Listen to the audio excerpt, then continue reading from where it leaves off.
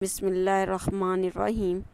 شب قدر کی دعا جو پیارے نبی صلی اللہ علیہ وآلہ وسلم نے میری پیاری بہنوں ہمیں بتائی ہے، جب ہم اسے پا لیں تو حضرت عائشہ صدیقہ سے مروی ہے کہ آپ صلی اللہ علیہ وآلہ وسلم نے فرمایا کہ جب تمہیں شب قدر کی نشانیاں مل جائیں تو پھر یہ دعا کرو: اللہم انک عفو تحب العفو فاعف عنی۔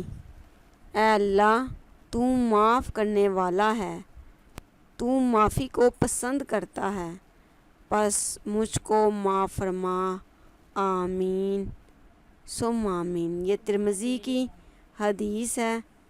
اللہ تعالیٰ دے ہمیں توفیق اس کی کہ ہم شب قدر کو پا لیں، زیادہ سے زیادہ عبادت کریں، نوافل پڑھیں، تراویح اچھے سے طریقے سے پڑھیں، اور کوئی اچھی سی کتاب اٹھا کے جو قرآن اور حدیث کے مطابق ہو، اس میں احادیث ہوں، قرآن کی باتیں ہوں، تو اس کا مطالعہ کر سکتے ہیں، قرآن کا ترجمہ دیکھ سکتے ہیں، اور اس کے علاوہ کوئی سورت یاد کر لیں، یا جو ہم پہلے بڑی بڑی صورتیں ہم نے یاد کی ہیں، جیسے سورہ یاسین، سورہ ملک۔